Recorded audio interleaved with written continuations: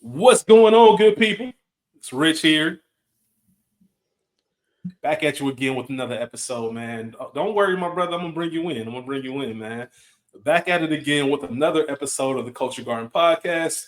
A unique episode, an off the cuff episode, an episode that has no script. Matter of fact, I have no idea what we're gonna be discussing. But we're gonna figure it out. We're gonna figure it out in real time. I am joined by my brother Maurice Hunt III. What's going on, good brother? Man, I learned my game from William Wesley. You can never check me. Back to back for them niggas that didn't get the message. Back to back from like I'm Jordan 96, 97. Oh man, had to start out with the Drake bars, man, with the Aubrey bars. What are we gonna do? It makes sense, and it's fitting, back to back. Back to back. I like that record. I'm gonna get back to that for the record. Shout out to K Dot, man. Speaking of shout out to Ray P. Shout out to Ray P. Oh, you girl. You know what I'm saying? The three of us, yeah, man. Shout out all love to Ray P, man. That's my girl. The three of us had plans to discuss a certain film. And of course, like anything, as we discussed last week, life happens. Nothing crazy or anything like that, just a scheduling conflict that came up last minute. We knew Maurice was going to be a guest for said film. All we're going to do is push that back a week. So that movie we were going to discuss this week, we'll push it back next week. Release that next Thursday. This is the end of the second quarter, June. So, we normally take our break at the end of the month or the end of the quarter. And we were going to just go ahead and skip this week. And Maurice is the one who actually said, hey, what if we just recorded something, a little throwaway, keep it in the stash? If you're familiar with Another Week in the Books, which he's a co-host of, they have this series called Torn Pages, just content that they keep, not necessarily wasn't planned to be an episode, but if push comes to shove, you can put it out to make sure that the content is still going.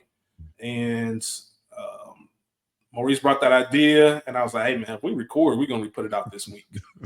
Mainly because I feel there is, I've gotten before, not necessarily from people I don't know, but people I do know. And it's kind of amazing how the Culture Garden is a part of their routine, because I've gotten text messages on Friday mornings like, hey, where's the episode? And sometimes it's cool, and sometimes it can be a little annoying because you do have things going on in life and you forget to, make a post, hey, no episode this week, the whole nine. So I definitely wanted to make sure that we put something on the feed, just kind of stay in the creative space. But we appreciate everyone out there for listening. I think we told you a few episodes back, maybe the Equalizer episode, maybe the one before that, how the Culture Garden is looking to, we're going to do some things differently, mainly because of we got y'all in the busy schedule. Like the last thing I would ever want to do is double up on Ray P. It'd be one thing if we were only doing one thing over there, but there's going to be a heavy slate for we got y'all.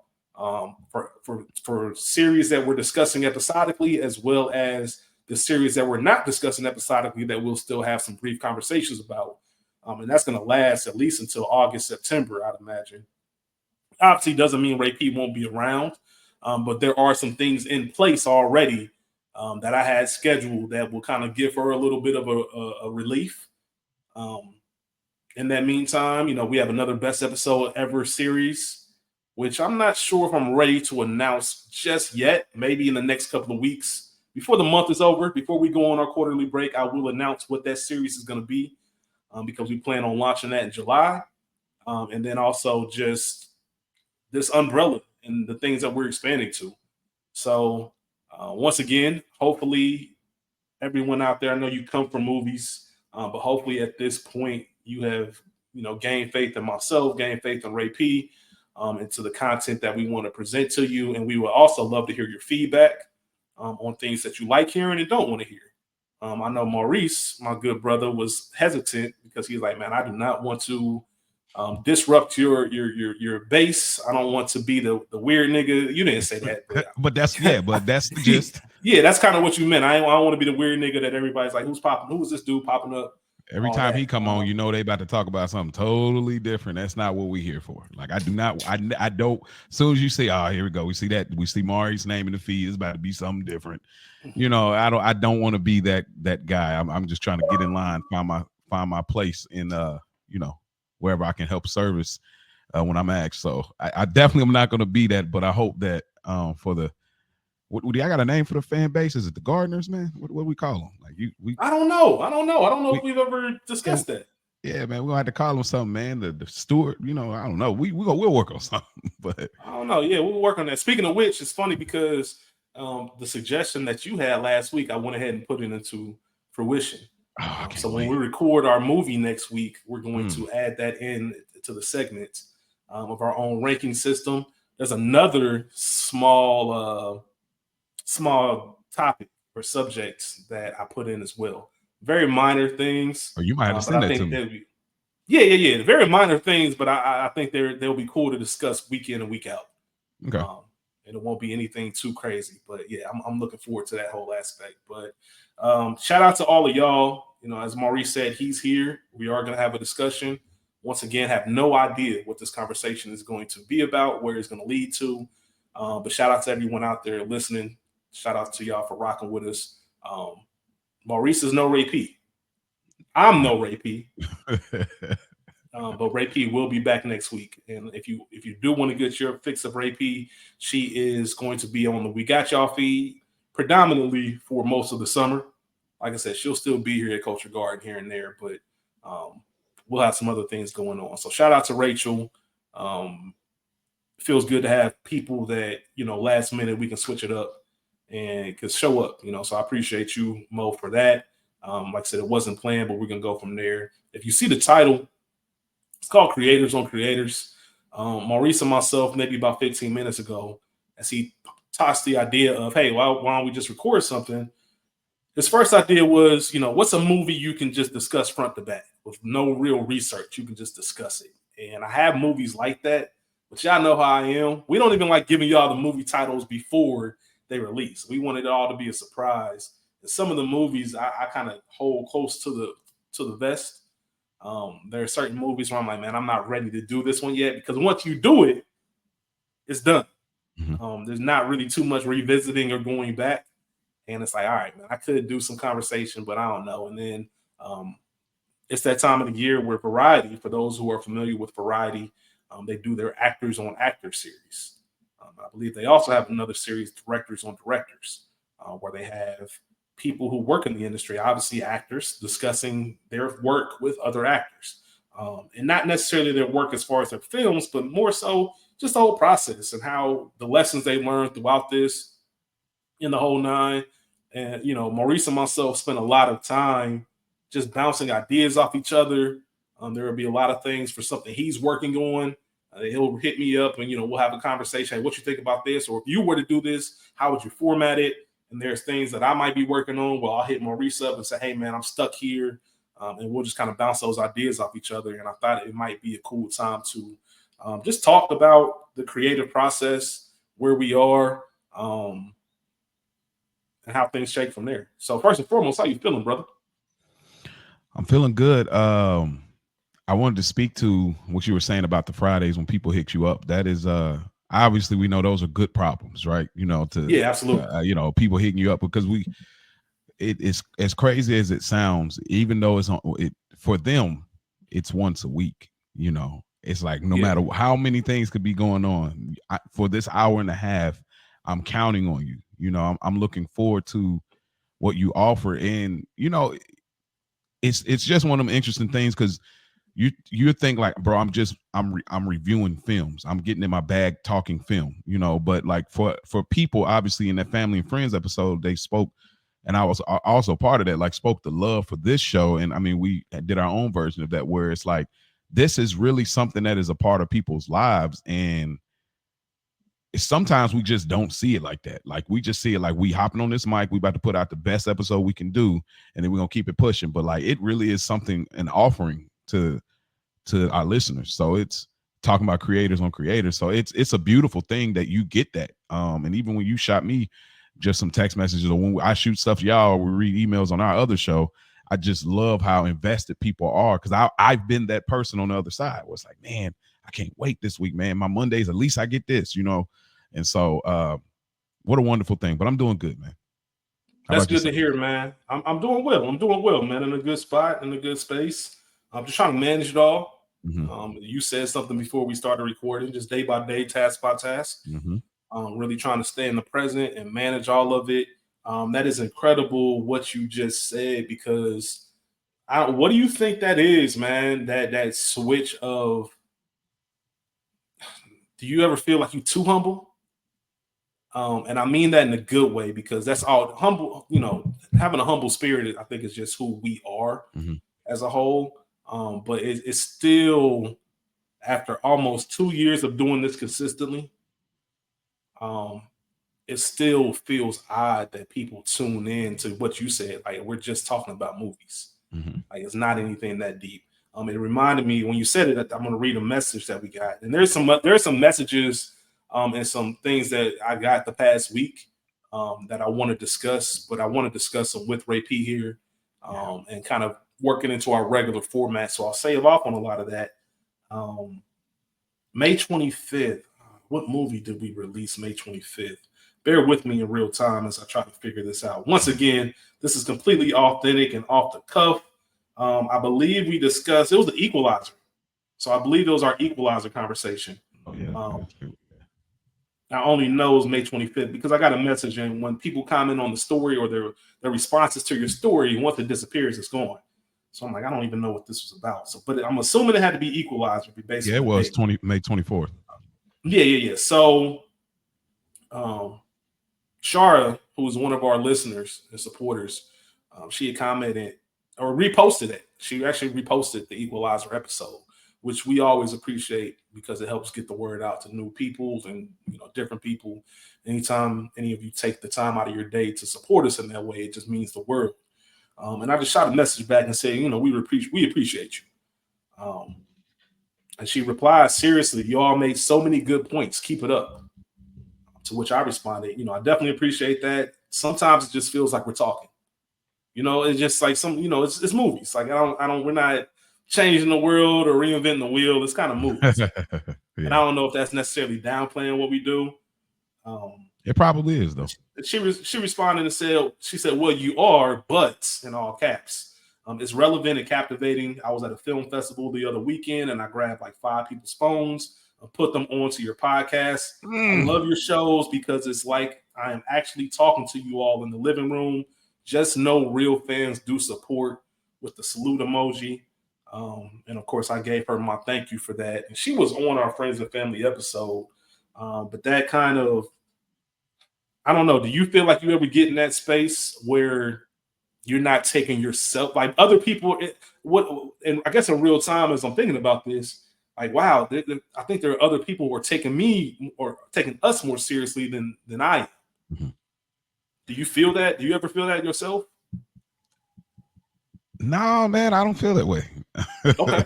The reason I don't feel that way is because I've kind of been a lot of my life I've been counted out, overlooked, passed over. And now I look back at it, it's like, okay, I wasn't as skilled as I thought I was. I could hoop in the streets with my bros and stuff, but I wasn't that good. Obviously, I couldn't make the ball team. Or I could play football, this and that. Obviously, I didn't get to play. So it's like you look at these things like, okay, even though you could say, oh, they had their favorites. Oh, they already, they got that, how it is. Like they got that internal, they've been watching them since whatever it is, like you kind of watch and see. And so when it came to getting to this state of like podcasting, I went to my cave, went to my corner, whatever you want to call it, to my place, and I studied everything. I studied white podcasts, Asian podcasts, nerdy podcasts, swag podcasts, hood podcast. I studied all of this. So for me, it's not a surprise because the intent is there. I don't think that I'm surprised the lengths of how much it reaches as far as internally for people. Like I didn't know. I mean, I think like, okay, I'm saying something that's going to be, it's going to kind of trigger something in a positive way, but no idea that it's going to be the length that it's hey, bro, this made me change my whole aspect of how I'm dealing with whatever it is. Like definitely not that. So that part, yeah, I'm always a little bit like, wow, I didn't know it went that. But then that comes down to, kind of how people receive and interpret what you spit out versus how it processes back. So for me, I'm not really surprised to feel like wow, because I'm intentional about it. I plan for all of these things. So for me, it's not. I'm not. In other words, I'm not just getting on the mic saying shit. Like everything I say, my pauses, the jokes, the everything. I'm literally I'm a student of the game. So for me, I don't necessarily feel that way, but I do understand that feeling because I have been that way in other areas. That's very interesting because I feel like part of me is the opposite of who I am in real life, and this kind of goes to your bag. I know you always try to get into the who really is, who's Who is Kyron, who rich? is Kyrie, who rich Yeah. man. Um, I'm a very confident person in everything I do. Like I just have a this overall feeling that things are going to work out. But when it comes to this space, I'm not saying I don't feel that way because we do put the work in. There's a lot of time spent. I think Rachel and myself, once again, we were talking about it's not the recording, it's the prep. Mm-hmm. There's a lot of prep time that goes into this, and I feel confident about it. Mm-hmm. Um, as we learned last week, like I've been doing research and learning about film since I was, before I was a teenager. So that's not really the difficult thing. I think it's more so just putting it out there to the world. You know what it is? And once again, this humility thing. But I'm going to go ahead and step out and say something. I know that it's good. You know, I Okay. know that the product that I'm a part of, whether it be Culture Guard and we got y'all, my parent, good earners, like all, I know that it's good. I know that it's good quality content. It is not one of those, hey, it's good because I'm on it. It's just good because it's good. And I've really been blessed to work with some great people and be in a space like that. And obviously, all of this is subjective. So Yeah, of course. for every person that says it's good, there's going to be somebody that says it ain't for me, and that's cool because it Mm-hmm. ain't for everybody. Yeah. Podcasts aren't even for everybody, but there's something about when you know something is good and you really want it to reach the masses because it's like, man, I promise you, if everybody just took some time and heard this and listened to it, man, I promise you, like we out Yeah. of here. Yeah. Yeah. Yeah. And you see other people, comparisons to Thief of Joy, Mm-hmm. but you see other people and it's like, man, we would kill that. We would body that. If you Oh, give yeah. us that slot, you give us them eyes, like I promise you, like Mm-hmm. it's up. Like we going there and you're still learning and you're still adjusting to everything. But that's something I'm always thinking about, but never to like want to skip any steps Mm-hmm. or leapfrog or never be envious of someone and what they're doing. It's just one of those things like, man, like when that day comes for us, it's up. Like I just really believe in the product. And I think that there is a certain level of, J. Cole has this lyric, um, what was it? Return to Simba, I think. It's not on the album. It's Yeah, Return to that's the Simba. If you're mixtape. a Yeah, J. that's Cole fan, yeah. you know it, you know that song. He's talking about talking to his boys and like, look, my niggas, we got a foot in. Being good is good. That'll get you Drew Gooden. But me, I want Jordan numbers, LeBron footing. Can't guard me, Vince Lombardi, John Wood. Just that mindset of like, we in here. Mm-hmm. Like, yeah, it's cool to say you played in the league and had like, a little 7-8 year career. Yeah. Being good is good. That'll get you Drew Gooden. You know what I There's mean? a, That's there's a willing to little squeeze more that. though. That's a great Yeah, line, but there's a little more between Drew Gooden and LeBron. There's no, I but know what you mean though. yeah, exactly. Yeah. Like it's cool to be here, but it's like, nah, man. When we in here, we want to really just Yeah. take off, and I'm dedicated to doing the work to get there. Mm-hmm. Um, but at times, it's like, man, like, is this? And I mentioned this last week. Like, I feel like I owe, like Rachel, for example, so much, and I'm so protective of Rachel, and so I'm such a fan and believer in Rachel that I want her. I feel like I'm doing this. It's of course it's for me as well, but I also want Ray P to get everything she deserves. And when you put other people in that light, Yeah. it is one of those things where it's like, man, I really want this to work. Like I can probably take it. I can take it not working, okay. Mm-hmm. But man, I really wanted to work for her because she put so much into it as well, and Mm-hmm. other things that could spawn from this. But also understanding that anything can happen based off of how you start isn't necessarily how you end, Mm-hmm. and you never know. These are all reps to me. Yeah. Every day it's like sports. I make a lot of sports analogies because I used to play sports. Nothing crazy.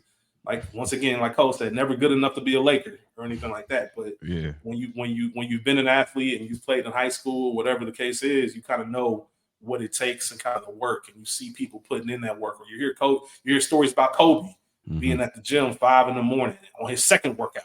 You know what I mean? And cats are still sleeping or still partying, and just that dedication. Yeah. So yeah, man, I just want it all to kind of work out, but I got to get out of my own head in certain senses. And it's funny because what sense? You said what? What sense? What specific sense are you meaning in your head about? Once again, just kind of being able to put yourself out there without worrying about, is this product good, or I'm not promoting it as much. Tyler, the Creator, has a famous clip where he talks about, like, how dare you not promote your own shit? Yeah. And that's something I lack at. I mean, I'll be the first to say that's something I lack at. And that's most something of us. But creators. It shouldn't. Yeah, but it shouldn't be like that. It should be like all in. Like, how serious? And I believe I said this before. Also, I can never give up until I put my all into it. And I still don't feel like I put my all into it, because it's not just the prep and all that, it's the marketing side of it as well. It's literally saying, like, I've got all, I got all systems on go. Like, we run it. Like, so now I know what it looks like when we drop every week. Now I know what it looks like when we have proper marketing. Now I know what it looks like when we dropping reels every day, whatever that looks like.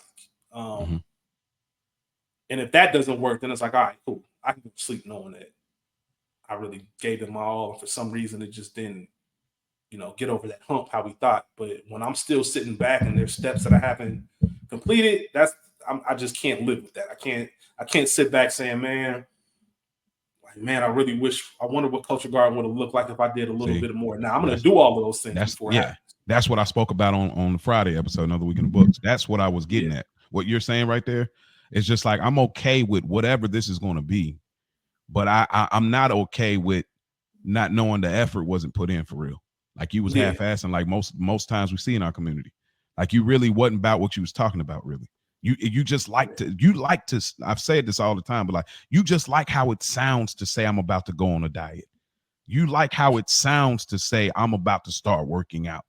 That'll satisfy people. You'll never work out. You just like saying it. And then even if you can get somebody else's reaction, like, oh yeah, that's a good idea, that'll be enough to suffice you to never go to the gym.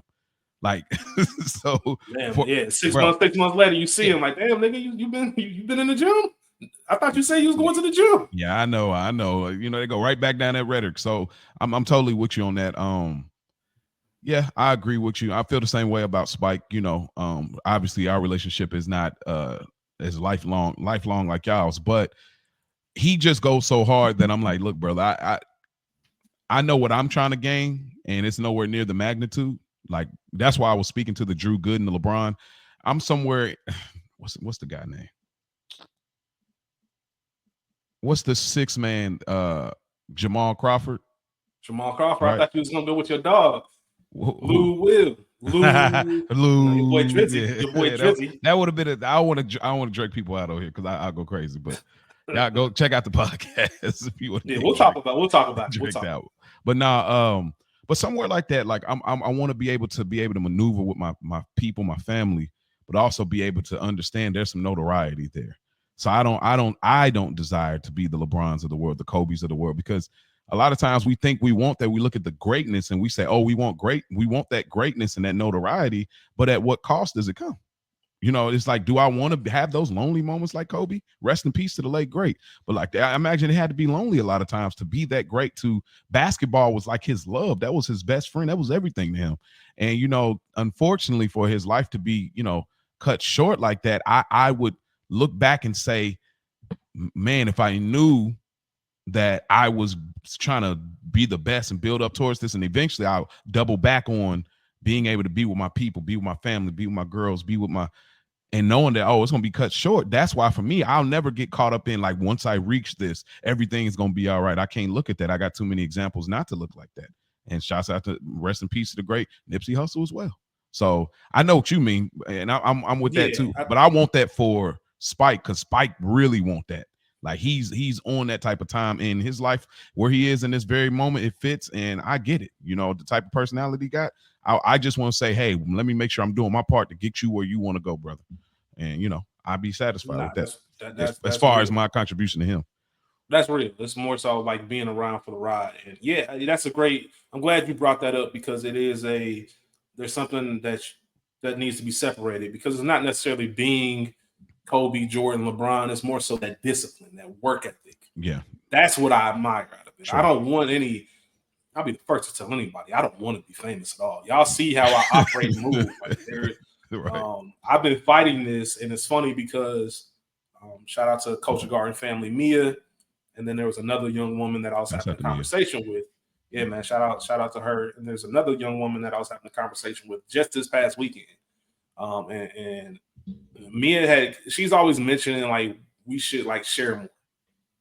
Like, just about us, myself, Rachel, whatever the case is. Just share a little bit more. People are into, and I was just like, I don't see the gain in that. I don't, me having just recently moved to Cleveland. I know she had made a comment like you should document your move. You should document your move and put it out. I'm like, I don't why? Who wants to see that? And she was like, people come you and don't listen think to you don't think people that you don't do you think people are not that interested in you, or do you think I'm just not that entertaining? Probably a healthy mix of both. Yeah. I think that so I'm one of those people. If we sitting down and we having and it's funny because this used to be I wanted to have this concept, but then somebody took it, and then I think they stopped doing the podcast, so I'm upset about it. But if you remember the Wine and Weed podcast by Sterling, man, I can't think of his last name, but Sterling something. It was called the Wine and Weed podcast because I indulge in both. And I'm more of a wine drinker than an alcohol drinker. And I'll roll up a joint. But it was just more so when you're in an element, or you don't even have to have any kind of vices. So I don't even want to say it like that. But if you just having a regular conversation and we just chopping it up, like I feel like that can be an interesting thing. I feel people hit me up and say, "Oh man, that was a dope talk," or whatever the case may be. But just day to day, and that might just be me because I look at where we are with main character syndrome, and I don't want to get caught up in that. I don't want to feel. And maybe it won't happen because I have zero desire to be known or famous, as I've been that way my whole life. Like I always like playing the background and playing like second fiddle, whatever. Like you catch me in the cut, man. Real low key, I'll be out the way. Shout out to Larry June. Yeah. But I just never feel like why would somebody care about me talking about what places I saw in Cleveland? Like I don't that for something in my brain doesn't register that as something being important enough to where anybody else would like feel that there was some interest there. Do you think, and let me ask this because I'm going somewhere with where your thinking is. Do you think that y'all fan base is a general fan base that just likes film, or do you think it's more of a niche fan base? There's something more specific than just film is why people are here. You don't have to know the reason, but it's just. I would imagine it's niche. Obviously people aren't just one thing. Okay. I think film is what got people through the door. But you know what? To go to that, and one thing I wish I knew a better way to go about this. I don't really know. If I was to change one thing about Culture Garden, I would love more interaction. Like the people we talk to on the regular is dope. Like, so I don't want to take that away from anyone. Like the people we name drop, week to week, and we had these conversations with, like I said, there's two people specifically that I was going to mention if we were doing the movie. But I'll go ahead and discuss them next week because of feedback that we got from them and commentary we got from them. And I love every single one of them. The people that hit us up in the DMs, the ones that check in on us, we try to reciprocate that as well. But as a whole, like at Good Earners, for example, you and I are co-hosts of Good Earners, reviewing The Sopranos. And every week we're reading messages from people who are sharing what they love about it. They're giving their thoughts on our certain episodes. And I would love more of that to kind of have a better understanding and connection with, I don't even like to say fans. That's so weird to me. Fans, like listeners, supporters, listeners. Yes. Just to know more about them. I'm just as curious about them as they might be about us. Because they're in, and that might tie into the whole feeling of why are you listening? Like, what is it about what we're saying? Like I said, I know the brand is good. I know what we do in our discussions. And just having someone like Ray P in general. Yeah. I've said it all the time. I'll listen to Ray P talk about wallpaper or the rainforest. Like it don't even matter. She's just Yeah. that entertaining to me. But yeah, I don't. I would say that they are niche, So okay. or have a wide variety of interest. I just Yeah. don't know what they are. And if I did know what they are, I think that would probably give me some better direction on other things that we can do and expand out. Because this is Yeah. the culture garden. You know, I've always envisioned it. Not always, but once we started rolling, kind of envisioned it as an umbrella. And like this whole network, the same way, you know, you have like the Ringer network. And I really pictured this to be the foundational piece. And then you have an interview series, a sports series, a music series, current event series, like all of these things kind of under the umbrella, where it's not necessarily even just me, just dope ass people who we can bring in and just say, hey, I got two people right here that are just great at sports. They can talk all sports. Let's have them have this podcast under the umbrella and so on and so forth. That's the goal. I don't necessarily want to do all this. I'm very self-aware. I think that's one of my like superpowers. And I know what I'm good at and what I'm not. And I don't want to just be overwhelming or just be talking just to talk, like you said earlier. So yeah, that's a long-winded way of saying I'm not sure what people necessarily tune in for. But yeah, just I'm sorry to wrap up that point I was saying. Me was saying, hey, you know, just kind of like let people in a little bit, which is something I've always had an issue with or struggle with.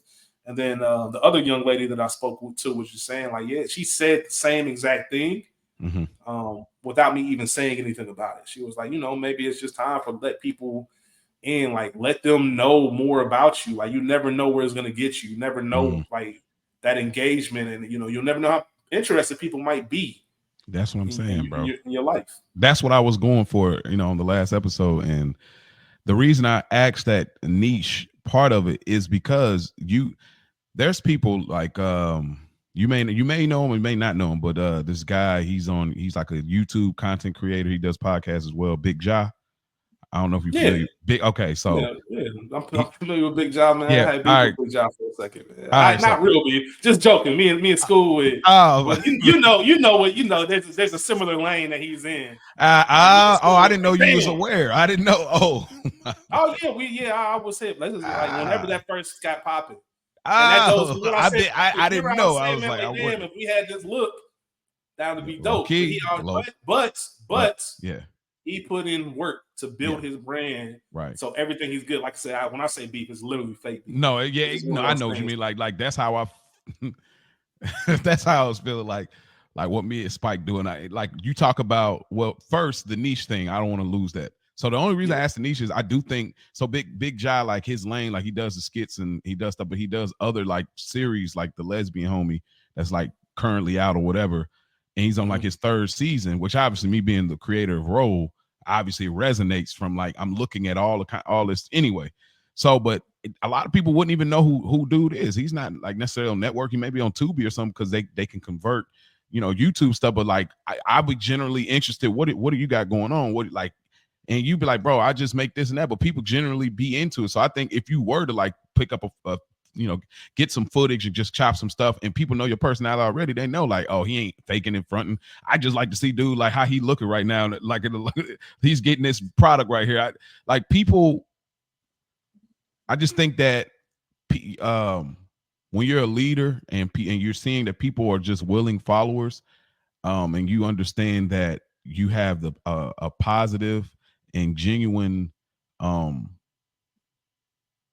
point that you're trying to make and just being who you are, and don't feel free. And going back to the thing that they were both speaking about, I've been feeling that way for a long time because I think it's effective. I think that the reason I'm so open and people around me can be more comfortable and open is just because I know that I'll be okay no matter what happens. Like as far as somebody got this on me or somebody knows this. Charlamagne said it a grip ago. He says if I'm living my truth, which is not saying you're not living your truth, you can live your truth quietly. You don't have to. The world don't need to know how you moving, like, you know. But he just says that, you know, if I'm living my truth, then nobody can use it against me. You know, so it's for me. I'm always a willing participant and open into. I'm not gonna give you everything, but I try to give as much as I can because I'm gonna be okay no matter. It's like, yeah, nigga, I heard you when you said, oh yeah, nigga, I heard you on the other. Like, I'm cool with it. I'm at such a place where it's like, no, this is just regular to me. I don't know. You can't use it against me. Like, I guess I don't have a defensive wall, I guess, for it. And I'm the same way. Like, shout out to my boy Barks, man. He would always say, "An honest man tells on himself." You I know what I like mean? that. Honest man tells on himself. Like, there's nothing that you can ever bring to me. There's never going to be that drama moment where somebody pulling up a phone or the receipts, as they call them, or whatever. Like, nah, like I'll tell you straight up what it is. Yeah. And I've always said this, that I have no problem discussing anything and being open and honest about anything. It's just more so I don't volunteer information. Oh, If you ask me, then we can have real conversation. You can know as much as you want to a certain degree, I'm sure. But me just openly volunteering is just the same way me just openly wanting to make some content with myself in it. It's just that's just never been a natural thing for me. But you know, when you start thinking about life, you said something about just being a leader. And then I look back in my life. Ever since I was 7 years old, the first time I played organized sports, right, all the way through high school, I was a captain on every team I played. Like legit, like by my peers. Like as when you were young, when I was like grade school, it was your coaches. Like my coaches saw something in me, like, oh yeah, he leads by example. People follow him. Good mouthpiece, whatever you want to call it. So you know what do you say? Yeah, thank you. Hey. Oh, Moro. Oh, but yeah, it just kind of led through that, and then by the time you get to the point where your peers vote on it, it's like, yo, man, nah, we rock with Rich, like we can follow him and all that whole nine. So, and even when college, I remember in college, a ton of people saying, hey, man, you need to do something with public speaking. Like you need to kind of use your voice more. Like I think that would be a lane for you. And sometimes when you are naturally gifted at things, you don't look at them as gifts, right? Because it's like waking up. Exactly. It's like waking up. Like it's nothing like I'm not doing nothing special. But people would tell me, like, nah, man, this ain't normal. Like you should really tap into it.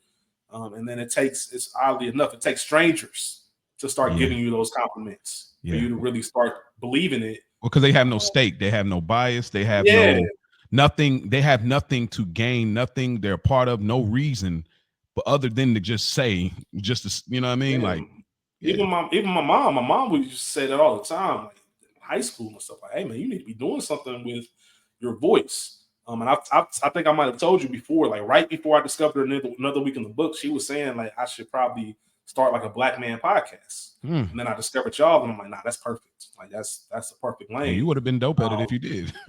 Yeah, man. I remember me and her like last year, within the year. It hasn't even been 12 months. We went to the Cincinnati Reds Hall of Fame, which is down at the stadium.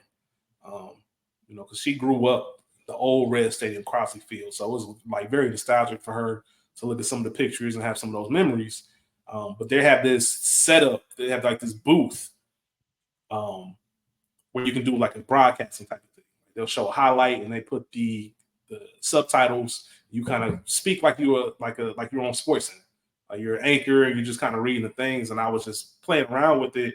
And there were people that stopped and was like watching me and like waited till I finished. Like, yo, are you really good at that? Or do you do this professionally? And I was just like, nah, I'm just. And my mom was just sitting there looking at me like, man, I'm telling you, like, there's something there. Bro, it's really it's crazy. Like, did you ever look at? I know these are like two sidebars. Did you watch wrestling growing up? Absolutely. Okay. Did you watch And1 growing up? 100%. Shout out to my brother Good. First time I ever seen an And1 tape, Good, one of Good's birthday parties. Might have been 5th grade. And1 came out with 98, 99, 5th grade, 6th grade. I remember we was all there on Glen Knoll. He had a birthday party, man. We got the bootleg tape, the grainy tape, Skip to My Lou. Come on. Absolutely, man. You bring back some memories right there. Hey, man, don't get me started. You know I get crazy on nostalgia, but so did you ever look at the wrestling announcers or the And1 announcer like I can do that or I like that or that is a benefit to this content I'm watching? Did you just overlooking and just paying attention to them hooping or them wrestling or whatever? Probably paying attention to them hooping. I never had any interest in being a wrestler, but I still had hoop dreams. Okay. Age, you know what I mean? So it was more so like I'm just trying to learn these moves. I'm trying to bust one of y'all asses out here with this behind the back, type of move. But the rest of like Jim Ross and all that, like I never really thought of it on something like, oh, I could do that. I'm not like I'm the Rock. Like, I ain't Jim Ross. I'm the Rock. What are you talking about? Watch niggas. Yeah, you feel me? Like so it was Go ahead. So was there, because obviously before you get to Culture Garden, there had to be at some point you seen somebody and said, "Oh, it," because I'd imagine there was somebody in the industry or somebody if it ain't the industry, somebody particularly where it resonated, was like, "Oh, everything people were saying, now I see the lane in which I can take what people said my gift is, and I can actually utilize it." Do you remember that person in particular? Not really, because I was more of a fan. Like even when the very first podcast I ever came across was Bill Simmons Mm. back on the BS report. This is old. This is '09 or so. So no flex, but I was one of the first people with an iPhone, right? Back when iPhone was on Singular. I think it was Singular Wireless Mm-hmm. or whatever it was. Like whoever before AT&T, I think AT&T ended up Yeah, buying I them. think you're right. Yeah. Yeah, they were the iPhones were exclusive to them. So I never forget going to the mall in Toledo, Franklin Park Mall, and going to the kiosk in the middle of the mall because I was on my mom's plan with Verizon and I was making a little bit more money. And I'm like, man, you know what? I'm about to just do my thing. So I went to the kiosk because I never want to be the same. I always want to be different. Like I always wanted to, that's just always been a me thing. Don't get So me started on being different. yeah, man, I'm about to get this iPhone and get this shit popping. Yeah. So I remember getting the iPhone and just being one of the first smartphones that I had. I had a BlackBerry, but it wasn't to this level. The difference about the iPhone, I think it was the iPhone 3GS was my first iPhone.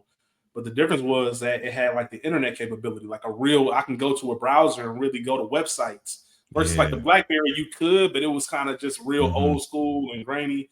Um, but I was heavy into sports. Like I was at that point in my life, if didn't have anything to do, if it was a morning where I didn't have anything going on, I was the person that would watch Sports Center 4 times in a row.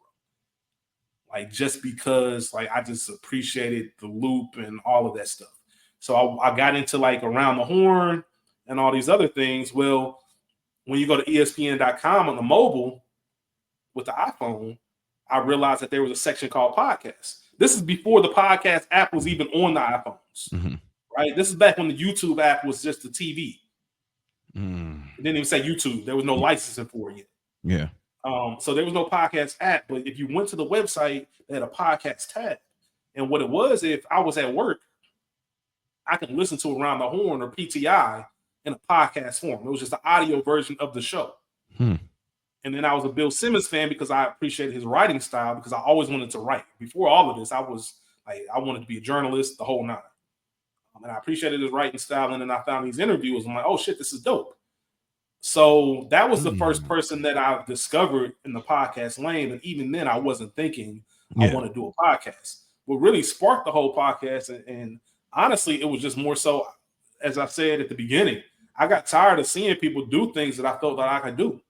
There was a certain podcast, I'm not going to name it. Maybe this will be for another date because I'm a big fan of this person. So it's not any diss, but he had this podcast out. It was a mini series about villains, movie villains. And School and myself would always talk about Victor Sweet. We would always talk about Victor Sweet and Four Brothers and how much we love that character. So I remember writing to the person doing the podcast and discussing, hey, man, like, I know you're doing your villains. You're killing it. Like, because he had like Hannibal Lecter, Nino Brown. Like, there were people that he was killing the episodes. But I'm like, man, it'd be dope if you did a Victor Sweet. And I knew from his personality and the type of person that he was and the kind of content he put out, I'm like, he's seen Four Brothers. I know he rocks with Four Brothers, and I know he rocks with Victor Sweet. He has to. So I wrote him, kind of just explained it, never gotten anything back. Of course not, because there's hundreds of thousands of followers, probably gets 1,000 messages a day commenting on certain things. Like, so for your message to stand out and all that, I never expected that to happen. But the podcast literally came as simple as me looking at School and being like, hey, man, let's just start our own and talk about the things we want to talk about. Because we love movies just as much as all these other people, like, if not more. Like, there's nothing that he's doing in this movie lane that we can't discuss. Like, we can get in our bag and we kind of like the fact that it was Victor Sweet, who isn't a well-known villain, but is like a villain within the culture, or movies like The Five Heartbeats, which is a classic to me, but nobody really talked about on the mainstream. That's when it was like, all right, fuck it, let's get in our bag and let's do it like that. So how it all came about, even the title of the Culture Garden, even the intro with Denzel, all of that just kind of aligned, and it was so natural, Mo. Like it didn't even like the next thing I knew, we was recording our first episode. It wasn't even any hesitation. There was no what do I do next? What do I start? Like, nah, it was as seamless as waking up and tying your shoes. Like we out. You know how many people? You know how many people wish that would be the process for? I just spoke to somebody and they was just talking about, bro, just me getting started. I allow things to distract me so easily, so I never have to actually, like, you know, man, that's crazy. Not to cut you off, my bad, but because I think about that, and it's really once I really, you know, one day, whenever when things play out the way they're supposed to, I'll probably spend a lot of time looking back at that because that's something that's even now when I think about it, it's crazy how just seamless it was. There was no, it wasn't a we're starting a podcast and like I said, there's all these extra steps. It was like, nah, we're gonna start a podcast. Let's record in a couple days. Like we recorded our first like 10 episodes on the iPhone 11. Bro, I know no all mics, about that. No headphones, no none of that, bro. Like just on something like we can do this, so let's do it. The passion was there. Yeah. And at that point in my life, it had been a while. Keep in mind, I just lost my dad. You know what I mean? So that was tough too, because a lot of my love for film came from Pops.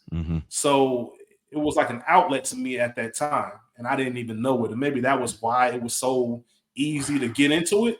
Wow. Like I said, that's a moment in time where I'll probably sit back one day and look at, because that was such a dark time for me personally. Yeah. That I don't really take time to really think about 2020 and 2021. Like I was fucked up and depressed for a couple of years.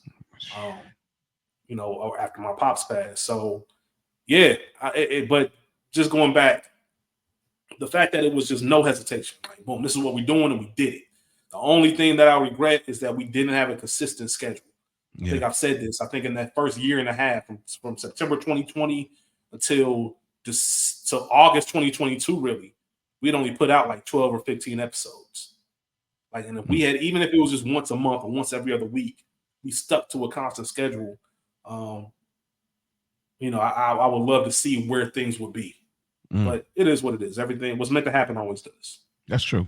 Do you look at now, talking creator to creator, do you look at, or I guess now that you're at this point, you're in this field, you're in this space as well as Ray P, do you ever feel the need to be a student, or more so not be a student, but do you ever look at somebody from a craft standpoint in the space? Not so much the content, but the crafting of, I like how they're crafting what their point they're making. I like how they're, something from the speaking, the mic standpoint, not so much the content and what the concept of the show is, but like more like stylistically, do you listen to that in any podcast at this point where you look at him like, Revisionist History. Okay. By Malcolm Gladwell. I'm a nerd at heart. Like, I'm a true nerd. Same. I know I talk sports and music and all that, but I'm a nerd. I'm just an information junkie. Like, I want all the information. And the way that he's able to look at things and flip them to have you looking from a different perspective, or taking events that happened and giving you a different outlook as to why that thing might have happened. And even his books, his novels, such as Talking with Strangers and Outliers and The Tipping Point, all of these are just things that make you think differently than what you normally would.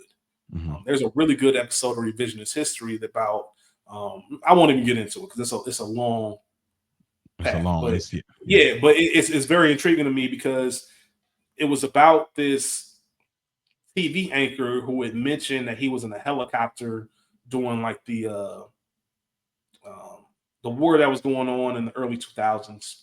And he talked about how he was in the helicopter that got shot down. And then there was somebody that was on that like actual helicopter said, no, that never happened. And dude ended up getting fired. I forget his name, and I apologize. I'll try to find it and put the episode link in this description.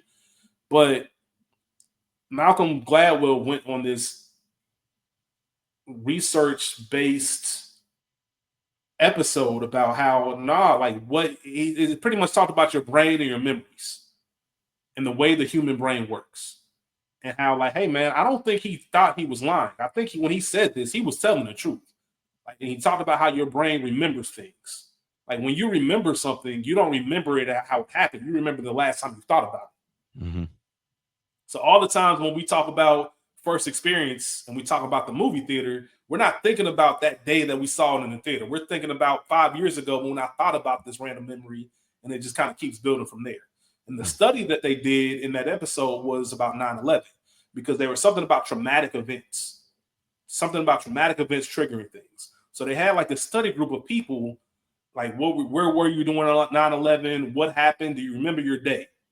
And they would write it down in their own handwriting. And then like 6 months later, they bring them back and ask them the same questions. And they would be a completely different story. And then they were like, well, the first time when you were here 6 months ago, you said this. And they're like, no, I didn't. And then they would show them a piece of paper. And they'd be like, oh, that's my handwriting, but I don't know why I would say that I was, picking up my kid from school, because there's no way I could have been doing that. And it's just more so about how the human brain works. I'm big in psychology. Mm-hmm.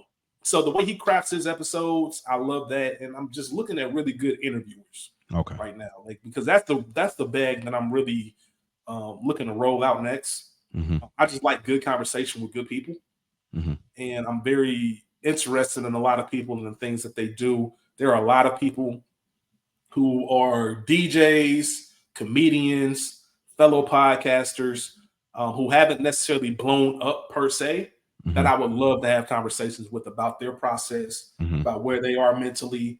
I kind of want to center it a title. I'm not going to name it this, I doubt it, but let's talk about the loss of two. The loss of two? No, let's talk about the losses too, like the losses as well. The losses too.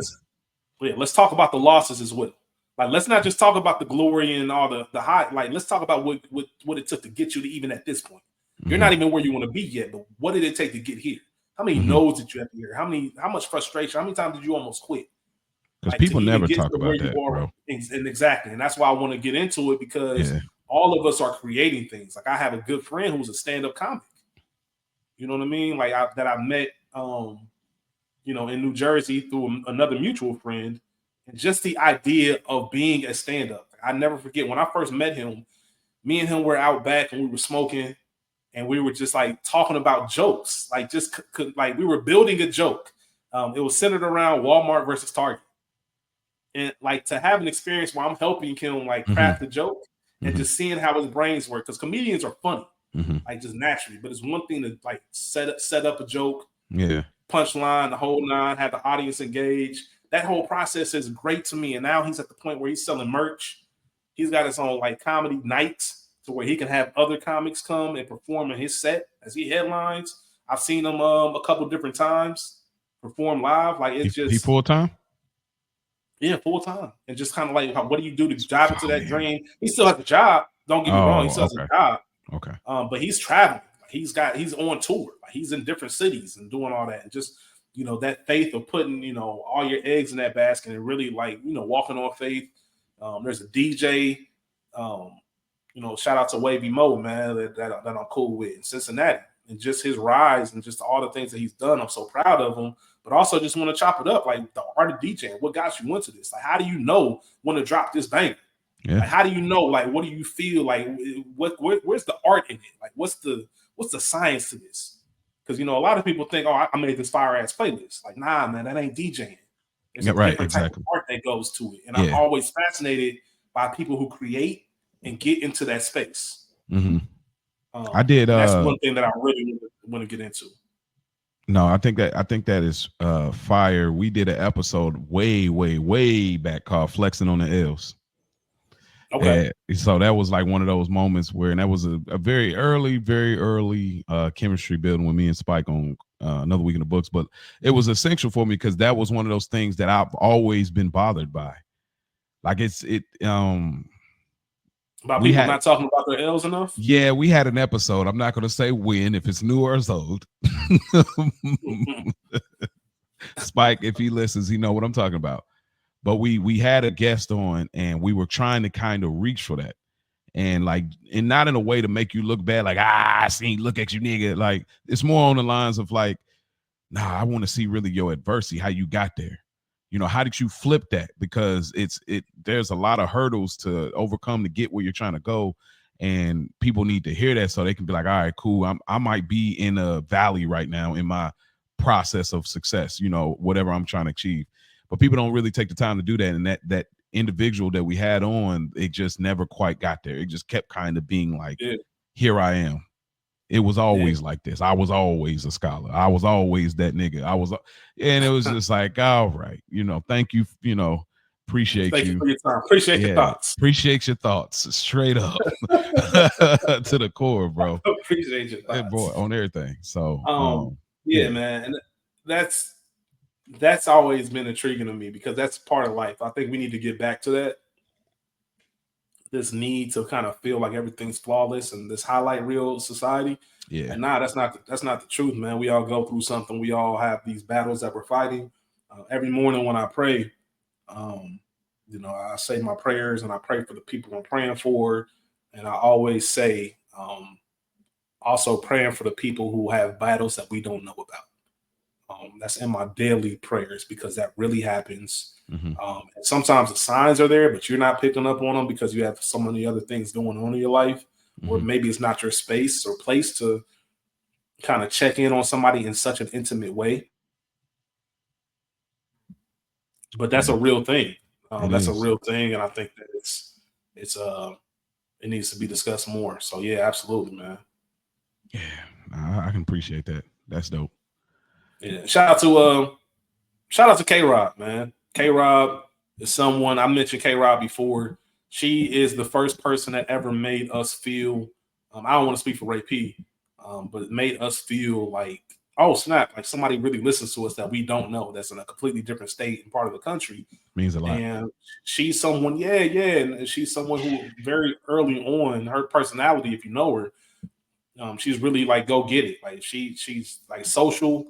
And she, you know, reached out. I don't even know how we ended up. I told her, because I'm always big on this, like, hey, if you ever need anything or need help with anything, by all means, reach out and let me know. Yeah.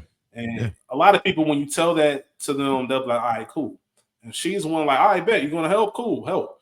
And I remember the first time me and her got on the phone and she was just asking a bunch of questions about how to do this, how to do that, how do I get there? And I'm like, man, to the point she was so serious. I'm like, hey, man, if you ever need me to even produce for you, just to get kind of these episodes out, I have no problem helping you because I see you on it. And she's, you know, spends her time, you know, building her brand and then trying to retweak it or revamp it. And now she's doing some collaborative work with another podcast. And it's got a lot of followers and a lot of eyes on it. And I posted it the other day on our Culture Guard page, like, yo, man, I'm proud of you because you're still going and you don't have it all figured out, but you're still taking those steps. And that's the biggest thing. You don't have to have it all figured out, man. Just keep going. Yeah, for sure. Brick by brick. Brick by brick, man. Drive, mother. Yeah, straight up, man. And I admire that in people. I admire that. It doesn't have to be creative or podcasting, just anything. Yeah. Life ain't easy, man. Life is not easy. No, it's not. People who have it in them to get up. And I'm not saying don't stop and take your rest, man, but make sure it's a rest and not just a permanent like landing point. I forget who I was talking to. It might have been good, man, but I was just telling them, you know, I understand, right? As a 37-year-old man, I understand how people can check out on life. Hey, look. I understand how it gets to a point where you're just saying, man, I don't know if there's anything past this. Like, I'm tired of taking L's. I'm tired of this or that. Man, I really don't know if there's anything else, and I'm just going to be cool. I'm going to coast from here on until the Lord calls me home. Like, that's understandable. And that's a type of empathy that time and life experience, you know, you don't get it until you've had that. Yeah. I empathize with people, man, because, you know, it's so easy to say, man, oh, man, they ain't doing enough. They ain't grinding. They ain't hustling, blah, blah. Nah, man. Like, no, that's not the case, man. They grinded themselves to the point where it's like, damn, like, how much do I have left in this tank? You've crashed and burned. Yeah. I get it. And I my heart goes out to them, and I want to help everyone in that situation to, you know, just kind of encourage them to keep going.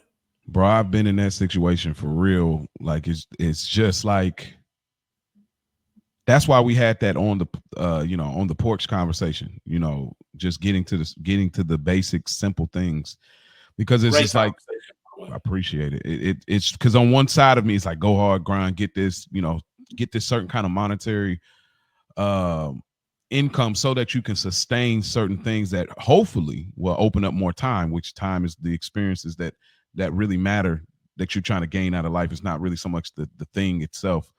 But like I've had moments where I turn around and say, bro, what if it like look what's going on overseas. Like look at the like it just to me it just be feeling like, man, the world is crumbling right around. It's like, what is a freaking podcast, bro?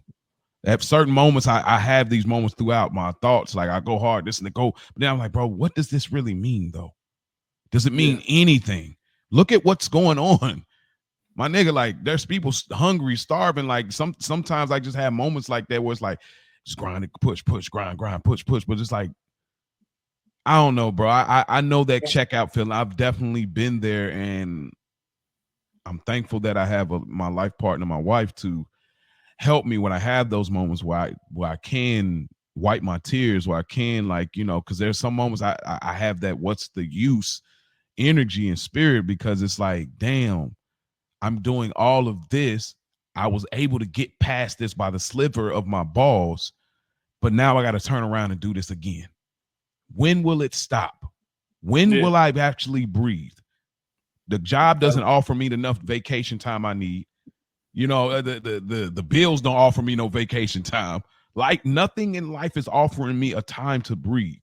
So I totally get when people check out. You know what I'm saying? So it's a real thing. So I'm with you on that when you talk about empathizing and sympathizing for sure.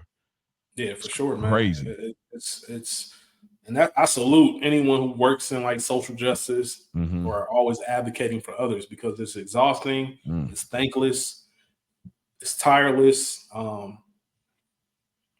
it can't be the healthiest for your mental. Your mental health is affected when you see so many people hurting or done wrong. It's the right thing to do, but it's also understandable if you want to be selfish and be like, you know what, I'm not in the space to really take it there. So yeah, man, it's just, so like in the words of Livia Soprano, man, it's all a big nothing. Yeah. It's easy to get to a point where you start looking at things like, hey, this is all a big nothing. Like, what's the point?